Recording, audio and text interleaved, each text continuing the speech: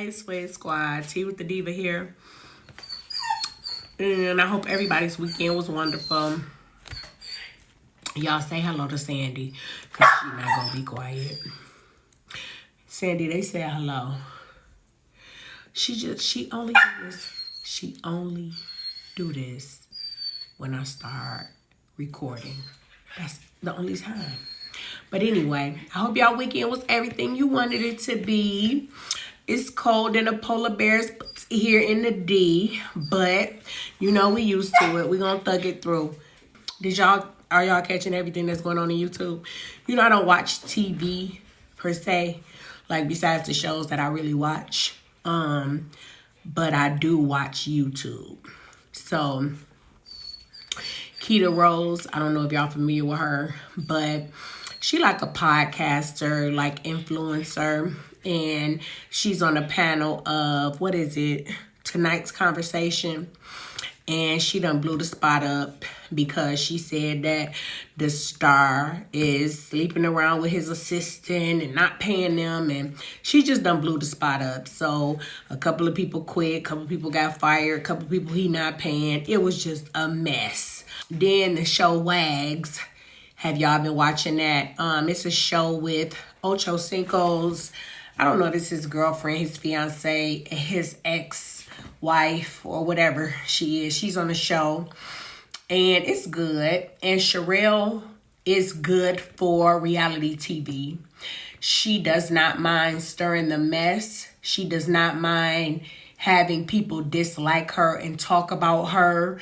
And she doesn't mind being the least popular on the show. But she gonna be popular in everybody's comments because she doing the most. She's slinging the most mud. You know, that's what they do. That's what sells. It's just a lot. It's a lot going on YouTube, y'all. And forgive my voice. I'm still congested. Just getting over my little thing, but I do feel better. But I'm coming to you today with a review. Love and Marriage Huntsville, Season 9, Episode 13. It was a really good episode, too. It was really good. And I hope y'all noticed that I told y'all that Tricia didn't like that nigga. Didn't I tell y'all that? And y'all saw it this weekend. So let's go. So, as the episode opens up, Tricia and Nell still going at it. I don't know. Just, I guess, for shock value. Something to get a show. It wasn't nothing. It ain't nothing for them to argue over. Nell is done with that man. It looks like I got a bruise right here on it. Nell done with that man. She can care less what he doing, who he did, when he did them. She know he did everybody. Whatever. So they at the event, Nell comes in, the lady of the hour. She comes in, they let her know what the instructions are. They are painting on a live male model, and they're making a tree. So they were painting the branches. Some women painted the leaves, and then Nell was responsible for painting the snake. So they were painting on the male model. They got to the scene where Destiny and Sunny were painting on at the same time. And Nell made a comment, "Oh, y'all sharing snakes or something like that, just like y'all shared, you know, or y'all used to sharing snakes or whatever." And of course Sunny made a comment like, "Nah, the snake is mine. I got the snake," or whatever. So Sunny would have been wrong if she would have bust out and told Nell, "Yeah, we sharing just like you shared Chris' first wife with him in the beginning, remember?" Then she would have been wrong. But people don't understand when you make them feel a way. There are no rules. So once you go low I'm going to hell. You were sharing Chris with old girl, and you won. Congratulations. Congratulations on 30 years. Don't come for me unless I send for you. Like, people, you have to stop people like that. They won't play you. They won't try you after you do that. But anyway, then it was going to be, dang, you ain't even have to say all that. You ain't even have to, all she said was, and all that old crazy mess. But anyway, they went on it, and that started Destiny and Sunny to going back and forth. Sunny, Destiny got to clapping, talking about, I'll talk about it when I want to talk about it. See, this is my thing with Destiny. Destiny, you claim that this nigga was a peon, he wasn't this, he was broke, he wanted you to date him like he was a girl, and you didn't like him, and it was over before you said it was over and all this. Why are you so butthurt that she married him then? Because I wouldn't even give him the satisfaction of me even showing him that I'm hurt over this. Now that you and her have gotten married, once she done let you know that she wasn't your friend, and he done let you know that, oh well, we over and it's a wrap. Girl, who you think I'm finna walk around talking about somebody I still care about and all this old crazy stuff? I'm not doing all of that. And then you getting geeked up when you hear rumors that he's still talking about you and still liking. That would not even flatter me, because you are with her. You are married to her. I don't care that you still around town talking about me or asking. That's not gonna flatter me, because you got her now, so that's your girl. So it don't matter who you talking about. You with her, so we don't have anything to talk about. Like, I just don't get it. But I guess she got to make herself feel whatever she got to feel. So, and when her and Sunny get to arguing, she had to take a step outside after she just told Mel and Tricia that this ain't about y'all, this about Nell. And Mel said, Nell ain't even here yet. And Destiny say, but still, y'all need to stop. And then she started. So she went outside. Tisha went outside with her. Tisha, asking her, like, what's wrong? What's going on? Why do y'all always have to, go back and forth and all of that? And then Tisha ended up saying, if Destiny and Sunny are going to always end up this way, we need to stop inviting Sunny. I don't think that's the remedy. I think that Destiny just needs to shut up and get over it. Destiny telling her, that's why you're going to spend your anniversary with your husband in prison and all that. It's like, it's giving, you hating. It's giving hate. You hating. You want to spend your anniversary while he in prison. You want to be married to him, and you want to spend your anniversary with him, and you want to be married to him. So he can come home to you, because you got too much to say about this marriage that you could care less about. But anyway, so they went on and they argued about that. Nell asked Destiny, "Why you still worried about him? Ain't you dating my son? Don't you date my son?" That don't mean nothing. No, I'm supposed to. I don't care. I'ma still talk about this and I'ma still defend myself. No, you just want to argue about this other man. And then I also don't like, if you dating her son, stop doing stuff in front of her. Like, give that woman a little respect. Even, it don't matter what her son is doing in front of her. That's her son. Like, if you supposed to be dating him, you just don't have to do nothing when she around. Dang it, don't you want him to take you serious at some point or something? But Destiny is crazy. Destiny just, once her and Mel had got into it, I just was like, I don't see, she just became unhinged from there. So we're now next We're at the Annabella at the Cedar Glen, where Nell and Chris are going to renew their vows, their 30-year anniversary. It's a beautiful place. They're all getting together. Somehow Nell twisted or sprained her ankle, so she's calling Fletcher so that he could bring her something to wrap her ankle up with. Lance comes in, and I guess he's giving out fruit trays. She reminds him that he is in charge of making sure that he separates Mel and Martell. Lance said he got Martell. He don't know about Mel, and he don't have to worry about her. So as long as he can get with Martell, he good.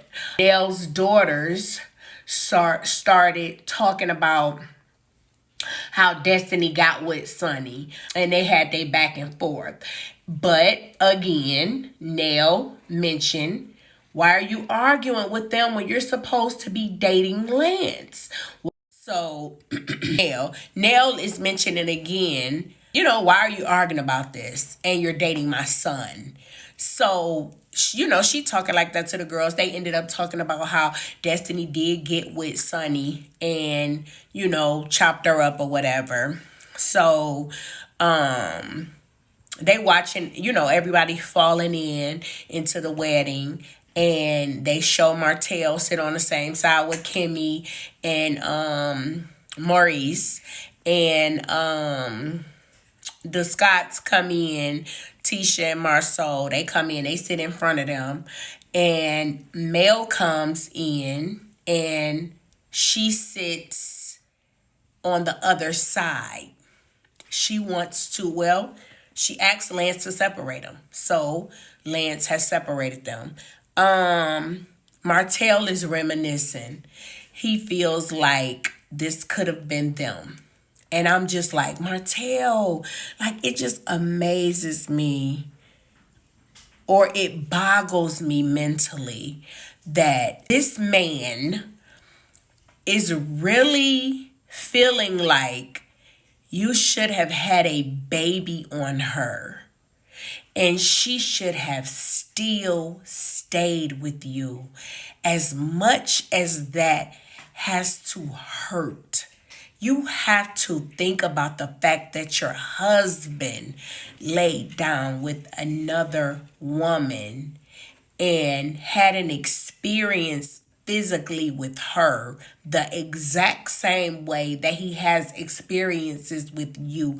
If you're giving your body to her with no protection, and you're giving your body to me with no protection, who's the more special? That's how I would look at it. And I'm also like, Martell, shut up. It couldn't have been y'all. Just sit down and be happy for Chris and Nell. Mel mentions how Mel says that Martell is sitting with Marceau and Tricia, and he had just got into it with them, and she like, I guess everybody just gonna be fake. And no, Mel, it's not that everybody's gonna be fake. It's just that everybody is adults. Everybody's an adult. So you can sit with someone and that you've just had words with, and it's not a big deal. It's a wedding. You're there for your friends who are renewing their vows, and it's not about anybody else. Martell said that he wants to get remarried. He said he has not found anybody yet, but he will get remarried. If I was Ariane, I wouldn't like comments like that. So they feel like Mel had ostracized herself. They feel like, I don't know why she's just over there and want to be over there alone. And I can see why she wanted to be over there alone, because when Martell made the comment that, we could sit at games together and we be at places together and we sit and we talk, but it's something about this group that makes you turn up a little more, Martell. And I wouldn't have been ready to put my clown suit on either. We are in our best dress, and we are on our best behavior, and our representation of each other is at our best. So this is not the place to put my clown suit on. And I believe that you will, given the opportunity, you probably would have maybe tried to show your behind, but she wasn't having it, and she wasn't gonna be y'all entertainment for the evening. And I agree with her. It's time to go. Every time that I walk in a room, I'm walking out. So she said that she should have sat, tried to sit over there with them. But I just feel like, you damned if you do and you damned if you don't. So when they were arguing all the time, and every time y'all went somewhere, y'all can bank on them being the ones to break out into an argument or a fight or a dispute or something. That was cool. But now that she's running away from him and avoiding him at all costs, now she's ostracizing herself, and she just shouldn't do this, and she needs to want to be with everybody else and be amongst the crowd, and I don't agree with that. I think that because she's been entertained, so I think she did exactly what she was supposed to do, and exit stage left every opportunity that she got. She like, not today, Satan. Not today.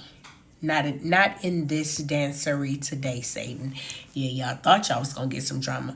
Not today. Tricia lies and says that Ken had a family emergency.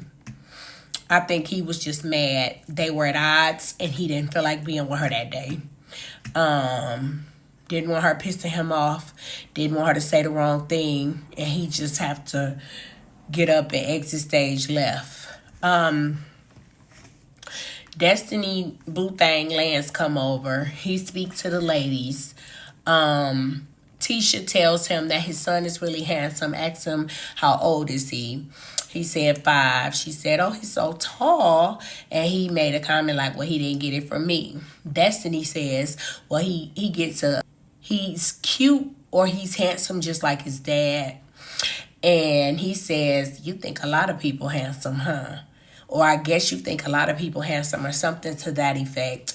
And what he was referencing is Nell mentioned to him that when they were at an outing earlier, and Destiny had made a comment to another guy.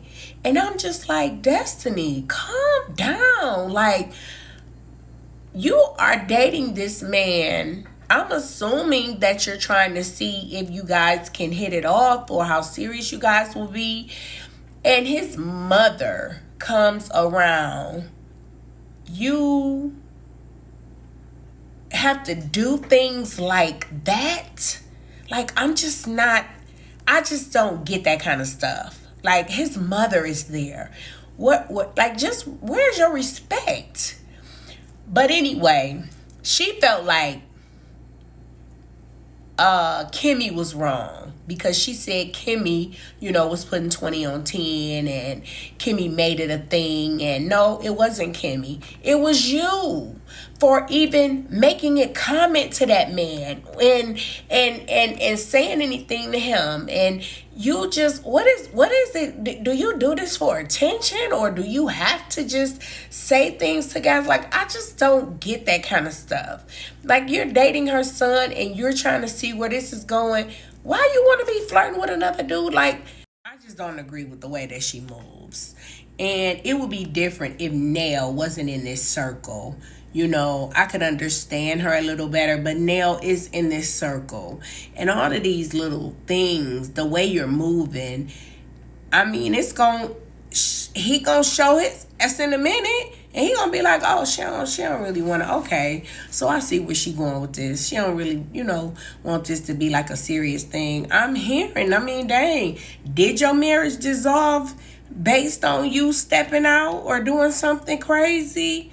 Like, I'm just wondering, like, why do you move like that? Do that make you feel good as a woman, or are you trying not to get played? Or, like, is this like a thing? I don't know, for your ego. The poor preacher, man, it was too hot for him. He had on too many clothes. He fell out. They had to call 911. We haven't heard anything negative about it, so I'm certain that he's okay.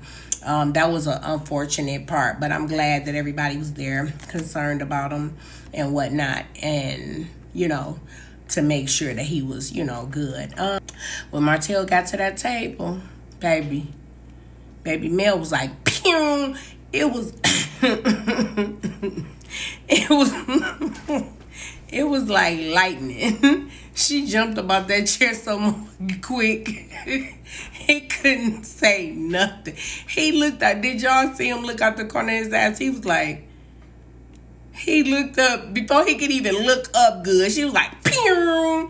I was like, Martell, you ain't gonna get 2 seconds. He couldn't even play it off and say some sweet nothing to try to make her blush, and she was done. Out of there. No way. Forget it. Oh, that was so messed up. I know he was so embarrassed. He talking about, she can't get over it, and she can't. You don't get to have a baby on me and tell me when I can get over it. Destiny talked to Lance, and she said that that's a red flag that he talked to her in front of the crowd and didn't pull her to the side. Destiny, see, you do stuff for your ego. That's what you do. You want somebody to kiss your or massage your miserable spots or reassure you that you the star, and it's your ego. That's why you and Martell get along so well. Y'all probably exactly alike. And I already told you how I feel about that.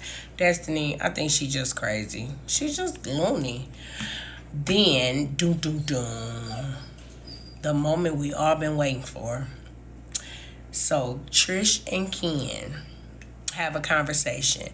Tricia says, I don't want to keep walking on eggshells like I did in my marriage. And Ken goes in to initiate the conversation. He says to her,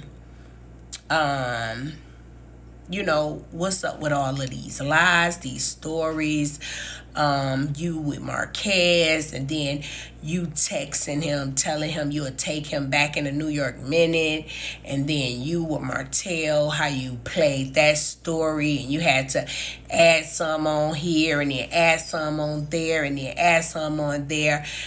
Ken, sweetheart, you seem like a really nice guy. Please don't keep getting your feelings hurt over this. This lady don't like you. I've been trying to tell you that, sir. This lady do not like you. And I know you like her. I can tell that you like her. She is too immature. She is not ready. She wants to go out and be who she wants to be. When she's free from this marriage, she wants to be who she wants to be. And you can't get in the way of that. She has to get that. Maybe you guys can link up later on in life, but not right now. All Tricia's response was, why you keep bringing it up? Why you keep talking about it? It was so immature. Every response that she had sounded like she was in high school, because no adult or no fully grown person is going to sit and have a conversation with their significant other about something that their significant other is concerned about and refuse to explain until there is pure understanding.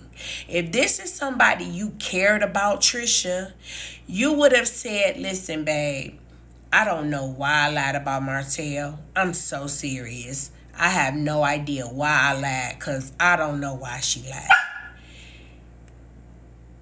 And I do not want Marquez. I may have just told him now I was playing. Whatever the case is, explain it until he understands it. But please, don't try to minimize. You cannot do somebody wrong and then tell them, I'm tired of talking about this. He needs understanding. And if you have to explain it to him 38 times, you got to explain it 38 times. If you like him and you value this relationship and it's worth your time, you guys have bought a home and he has put all kind of finances and time and emotions into your children, and your children have built bonds. It's like you're really being selfish. You're only thinking about yourself. And she's just going to be by herself. That's it. She is going to be by herself, and she wants to be by herself. Now, she may not live the same lifestyle that she's going to live. Well, I mean, because Ken is there. He needs to remove himself from that situation. Listen, they always told me, if you love something, let it go. If it come back, it was meant to be. If it doesn't, it wasn't. So, let her go. Just go. Trust the process. Trust the process, Ken. Let her go. Y'all sever ties. You move on. She move on. Y'all still young. You can come back later, and she can come back, and y'all lives will align. Heads will prevail. Cooler heads will prevail. And she will be the woman you need her to be. Because right now, today, she's not that. And she's not even on her way there. Anybody who's going to tell you they live rent-free in your head because she created a chaotic situation, that person has a problem. And you just are going to have to remove yourself, let her fend for herself, and let her miss you. And then she'll see when things start getting hard and her lifestyle totally changes. She was like, I get my brother to fix my car. Yeah. Okay. All right. After she get through calling that brother a couple times, and he come when he want to, she'll be texting you, talking about, oh, Jesus, where you at, Ken? Wait, what did you want to talk about? Okay, now wait. So this what happened with Martell, and this what, she gonna be running it down every time. Whenever you want to talk about it, she gonna want to talk about it. Because she'll be over all of that she's anticipating now. Like, she doesn't even know what it is to, like, be single, be free. Like, she wants to get out and let her wings go. Let her go. Let her do it. And then, when it's time for y'all to come back together, if it's meant, y'all will come back together. But that woman is a liar, and she immature. She is not ready for nobody right now. She is like a kid, a straight up kid. Her conversations are like a kid. Her responses are like a kid. Her emotions are like kid. Everything about her is. But that was a good episode. I really enjoyed it. And I guess the next time it is the part 1 of the reunion. And I see that mug gonna be on fire. Y'all get on in the comments and tell me what y'all thought about this episode. Did y'all think it was good? Did y'all think it was entertaining? What y'all think about Tricia and Ken? And she got to grow up on her own. That's all. All right, Swig Squad. Thank you to my new subscribers. Thank you to my existing subscribers, guys. And I will holler at y'all later. This is Tea with the Diva. And I'll holler at y'all later.